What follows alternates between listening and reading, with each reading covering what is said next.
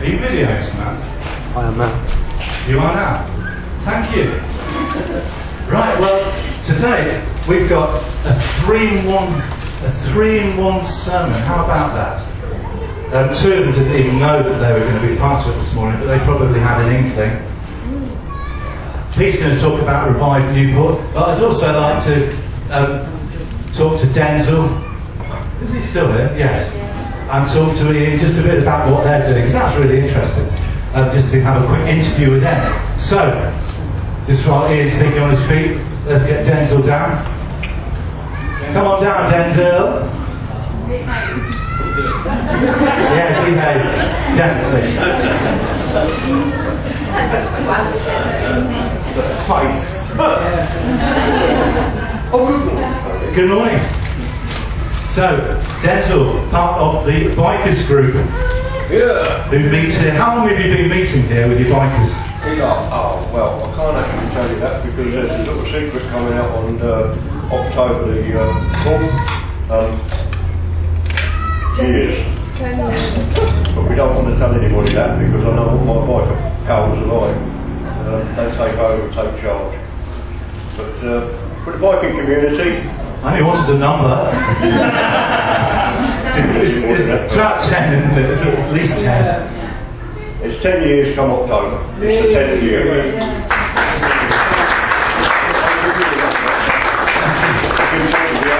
It's been great seeing them down here. First Tuesday of every month. I love it when the sun shines because then they actually come on their bikes.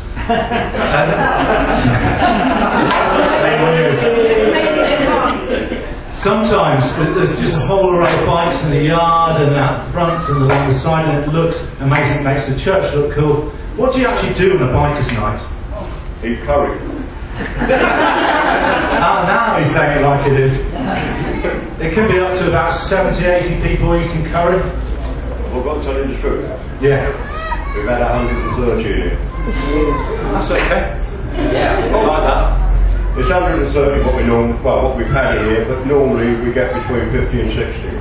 And not all of them come on their bikes, some come on trikes, some come on scooters. We're not fussed. We're not fussed. You know, okay, the scooterists, they get a bit more prayer than everybody else, but someone's got to pray for them, take a time. And what's your talking of prayer? What is your prayer for what you do here? So obviously you've been doing it a long time. How can we pray? What would you like us to pray? Because of the diverse people that we get here, and the different clubs, matches, side matches, and all the other bits and pieces which I won't go into, we've got mainly pagans that come in. We've been praying for one guy, just one particular guy, for 8.5 years. And this year, I got a notification from him saying, no more, Denzil, will I be criticising you. I'm on your side now. And he was 110% pagan. He was an active Satanist. He's come to the Lord, and we're hoping a baptism. We're hoping. But we've had people come in here that you never get me in church, they sit here. You never get me married, they're married. You never get me this, you never get me that. Not me, him. It's not our colour, right? His. Tony and Sue have been part and parcel of the curry night. 10 years? Yeah, nearly from the start. And we've got people like Ian come along now, and they've deserted me. And Clint. We've got loads of people that come in. Tony comes down. Now and again, he gives the blessing. It's wonderful. On my pushback. Doesn't matter, it's will. What the curry night is about is choice. And it's CMCM, Choice Mobile Christian Ministry. Just because I'm a biker, it doesn't mean we stick at bikes. We stick at bikes, trikes, scooters, those that ride horses. You get in a car, you're riding in a car. You're riding in a train, you're riding in... No matter where you are, you're riding in something. And that is what we're about. We're 100% outreach. 100% outreach. What we do here, we thank Tony for, and thank the Lord for Tony as well, because if it wasn't for him, we couldn't have this fellowship. And look where the situation is. Look, it's ideal for the bikers. Church on a roundabout. Wow. You know, a roundabout is round, obviously, but it's got exits and entrances. You know, and it's when you go out, it is your choice where you go out. And it is your choice where you walk with the Lord or without the Lord. That's what it's all about. And that is why it's such an ideal situation to be here at the roundabout. Because they can all come in from wherever they want. It's us. You as well. It's us to point them in the right direction. The direction that leads to the Lord. We can't do it. He can. But we can be his instrument in so doing. Thank you. Yeah.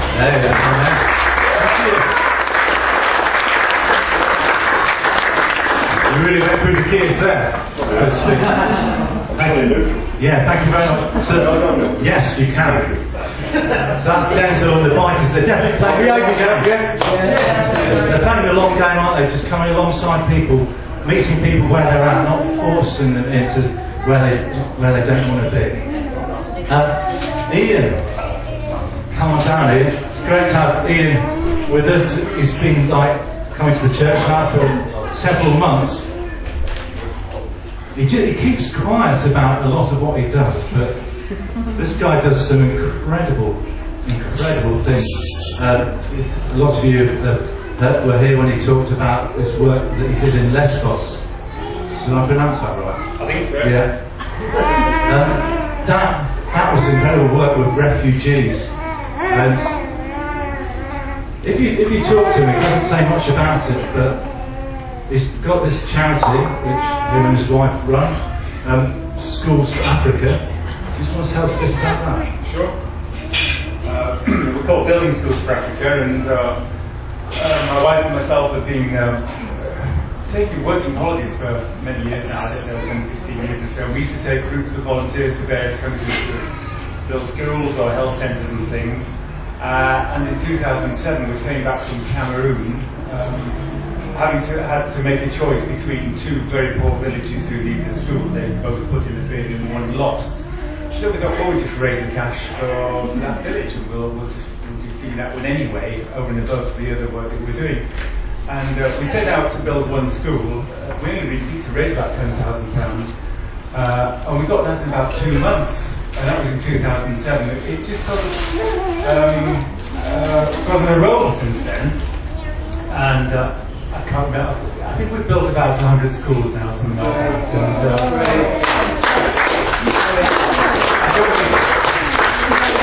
And I don't want to take any credit for this, but they're a great force at work. And we built about 10 health centres as well, and we also build water projects, you see, boreholes and things like that. And our philosophy really is that the only way that it's no good giving things, handouts to people. What you've got to do, we think, is to help them to help themselves. And so that's our philosophy really. And it seems to us that giving them education with help is the best start we can give. Really. So that's what we do, and it's just been a tremendous blessing every time we go over there. You know, we just mobbed with people who are very grateful. We work with an incredible organisation in Cameroon called Strategic Humanitarian Services, and they're not overtly Christian, but they are Christian. And we were with them in the Highlands in Cameroon once in a place called Kumbu, and we went to the local church. This is a few years ago now. At 6:30 in the morning, we only just squeezed in. There were about 2,000 people there, and we were the only white people there. There were 4 of us, and the sermon was all about us. You know, it's about 2,000 eyes on us. But that was wonderful. We got out about 8:30, and people were queuing up down the street, you know, to get into the next service. They had 4 services that day, so I thought, well, the Spirit's certainly alive in that country, and I think the Spirit's really doing everything. We just facilitate. We're just a small cog along the way. It's just a great privilege to be doing that. So that's it. Thank you.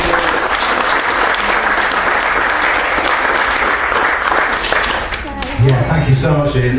It's incredible the things that people do that we don't even know about. And as a church, I just want to be hearing much more about what you're doing out there and connecting a lot more, so we'll be looking to do that, so thank you, Lily. And last, and some would say not least, we have the incredible drumming machine. Come on down. Pete Luther.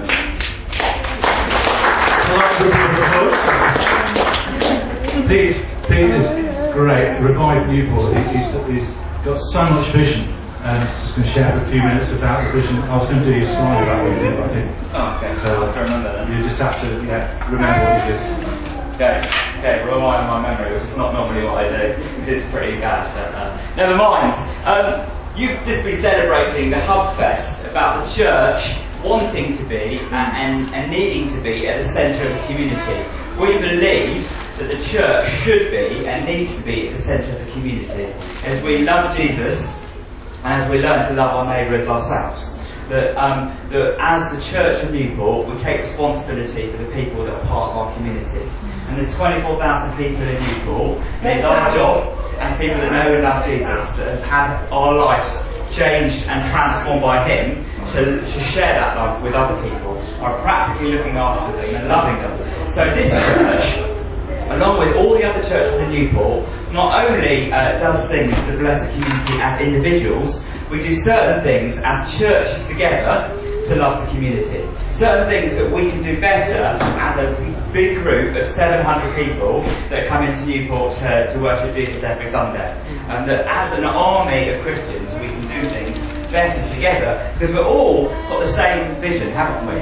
To be at the centre of our community, to reach out to our community, to bless it and see people's lives changed, and people come to know and love Jesus. Because He's the one that makes life worthwhile, gives purpose, and works around. So I've been working with Revive for over 11 years, and it started off with something called Park Life. We did a family fun day for our community, where we had 100 people from the church come together, and we put on free bouncy castles and face painting, hair braiding, nail painting, football tournaments, kids areas, youth areas, cream tea tents, loads of different things. And we've been doing that for, well, we did 10 years, and then last year we had a year off. And this year, we're just about to launch a fundraising event so that we can do it again this year, which we're excited about, planned for the 22nd and 23rd of July. But now we get about 3,000 to 4,000 people from our community over the weekends, and we love on them. We give people from very old to very young something to come to, and we share the love of Jesus in practical ways. We give parents a break, we give kids the time of their life, and all for free. And so that's what we did. And we also started off doing a project called Needs and Seeds, which is gardening, house clearing and painting for people in trouble. We've been doing that for over 11 years now. It's kind of faded a little bit into the background, although the last couple of weeks we've been doing a job. But as people phone us up and say, look, as a church, we're here, you help people, can you change our light bulb? Can you paint our house? Can you clear things? Can you do our garden? We'll come along, we'll get a team of people from the church and we'll help people.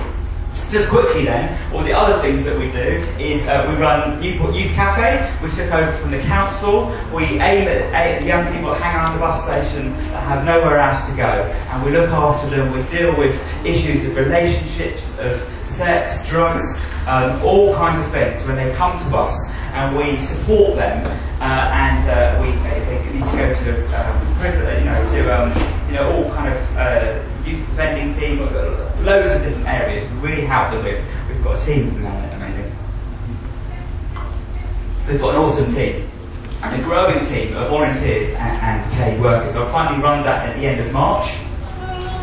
So we're about to do some fundraising, and we got kicked out of our building. We're over at St Paul's Christian Centre, which is amazing, but we're trying to find a location in the centre of Newport so that we can come back in the hub of Newport. We used to get an average of 46 kids a night, so that's the average. Never had less than 28.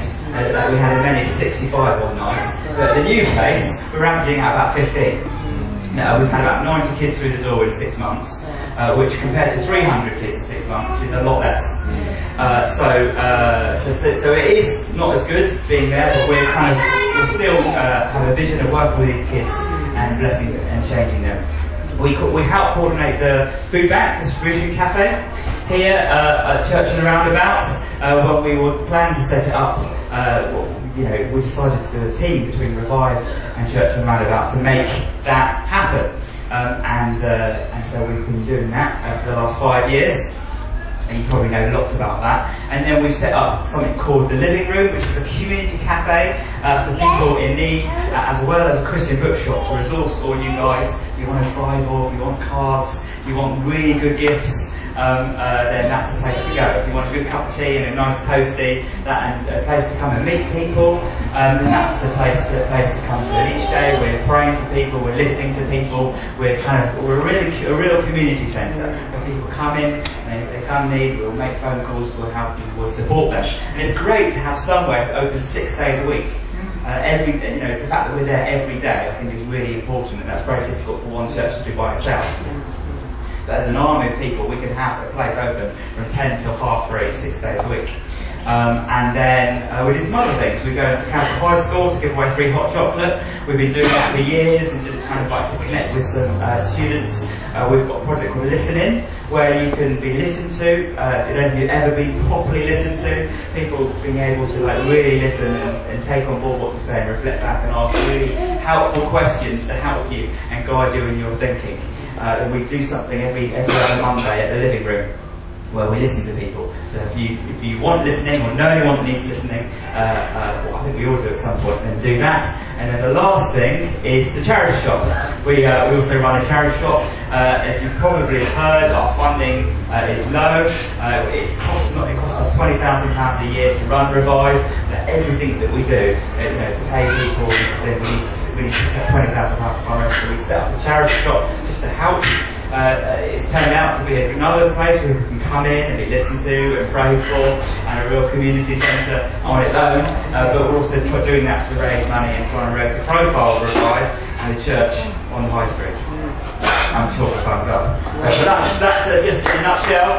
If you value your prayers for all of those projects, if you want to get involved in any of those projects, then come and speak to me. We can get you involved. It's very easy. So there you go.